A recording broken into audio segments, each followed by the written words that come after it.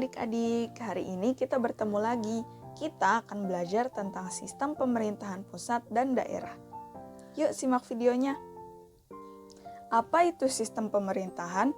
Sistem pemerintahan menurut Carl J. Frederick itu terdiri dari dua kata yang berbeda, yaitu sistem dan pemerintahan. Sistem berarti suatu keseluruhan yang terdiri dari beberapa bagian yang mempunyai hubungan fungsional, sehingga hubungan itu menimbulkan suatu ketergantungan. Akibatnya, jika salah satu bagian tidak bekerja dengan baik, maka akan mempengaruhi keseluruhannya. Kemudian, pemerintahan.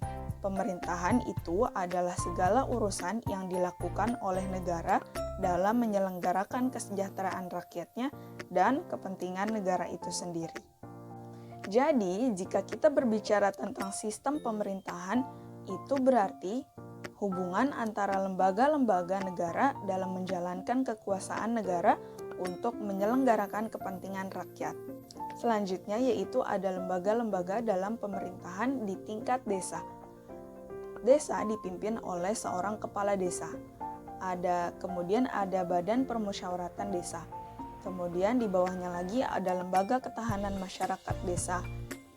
Selanjutnya ada sekretaris desa. Kemudian di bawah sekretaris itu ada kepala urusan pemerintahan, kepala urusan pembangunan, kepala urusan perekonomian, kepala urusan kesejahteraan, dan kepala urusan keamanan dan ketertiban. Kemudian ada lagi kepala-kepala dusun.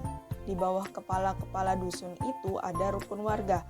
Rukun warga itu yang biasa kita kenal dengan RW dan RT. Kemudian di bawahnya lagi ada masyarakat.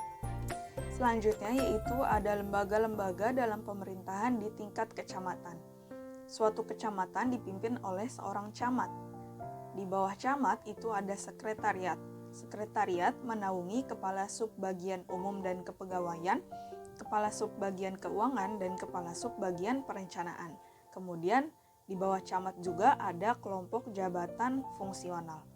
Kemudian di bawahnya lagi ada kepala seksi pemerintahan, kepala seksi kesra, kepala seksi pembangunan, kepala seksi perekonomian, dan kepala seksi terantip. Selanjutnya ada lembaga-lembaga dalam pemerintahan di tingkat kabupaten atau kota. Suatu kabupaten atau kota dipimpin oleh seorang bupati atau wali kota. Kemudian sederajat dengan DPRD atau Dewan Perwakilan Rakyat Daerah. Di bawahnya ada sekretaris daerah. Kemudian di bawahnya lagi ada kantor-kantor, yaitu kantor Bawasda, kantor catatan sipil, kantor Depak atau Departemen Agama, kemudian ada kantor kehakiman, kantor kejaksaan, kantor Kesbang Linmas, kemudian ada juga pelaksanaan teknis negara.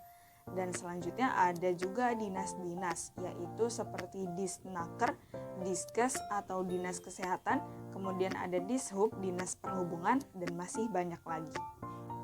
Selanjutnya ada lembaga-lembaga dalam pemerintahan di tingkat provinsi. Suatu provinsi dipimpin oleh seorang gubernur dan wakil gubernur. Kemudian ada DPRD dan sekretaris DPRD. Kemudian di bawahnya ada dinas daerah, lembaga teknis, dan sekretaris daerah. Selanjutnya ada lembaga-lembaga dalam pemerintahan tingkat pusat. Sistem pemerintahan Indonesia memerlukan lembaga-lembaga negara, yaitu meliputi MPR, DPR, Presiden, Mahkamah Agung, Mahkamah Konstitusi, BPK, DPD, dan Komisi Yudisial. Nah, di sini Presiden tidak hanya termasuk dalam lembaga-lembaga negara, tetapi juga termasuk dalam organisasi pemerintahan tingkat pusat, yaitu yang terdiri atas Presiden, Wakil Presiden, dan para menteri. Selanjutnya yang kita bahas adalah tentang pemilu dan pilkada. Apa itu pemilu? Pemilu adalah proses memilih seseorang untuk mengisi jabatan politik tertentu, seperti presiden atau eksekutif, kemudian ada wakil rakyat atau legislatif di berbagai tingkat pemerintahan sampai ke kepala desa. Pemilu merupakan salah satu usaha untuk memengaruhi rakyat secara persuasif atau tidak memaksa, dengan melakukan kegiatan retorika, hubungan publik, komunikasi massa, lobby, dan lain-lain kegiatan. Selanjutnya ada pilkada. Apa itu pilkada? pilkada itu adalah pemilihan kepala daerah, dilakukan secara langsung oleh penduduk daerah administratif setempat yang memenuhi syarat. Kemudian pemilihan kepala daerah juga dilakukan satu paket bersama dengan wakil kepala daerah, seperti gubernur dan wakil gubernur untuk tingkat provinsi, kemudian pemilihan bupati dan wakil bupati untuk kabupaten, dan pemilihan wali kota dan wakil wali kota untuk tingkat kota. Menurut Undang-Undang Nomor 12 Tahun 2008 yang menyatakan bahwa peserta pilkada juga dapat berasal dari pasangan calon perseorangan yang didukung oleh sejumlah orang. Selanjutnya yang terakhir yaitu ada lembaga-lembaga negara sesuai dengan Undang-Undang Dasar 1945 hasil amandemen. Lembaga-lembaga negara menurut Undang-Undang Dasar 1945 hasil amandemen terdiri atas 4 bagian, yaitu yudikatif, lembaga eksekutif, lembaga legislatif, dan lembaga eksaminatif. Lembaga yudikatif terdiri dari Mahkamah Agung dan Mahkamah Konstitusi. Kemudian lembaga eksekutif terdiri dari Presiden dan Wakil Presiden. Kemudian ada legislatif yang terdiri dari MPR RI, DPR RI, dan DPD RI. Kemudian yang terakhir ada eksaminatif yang terdiri dari BPK RI. Cukup sekian materi yang dapat kakak sampaikan, kurang lebihnya mohon maaf. Wassalamualaikum warahmatullahi wabarakatuh. See you!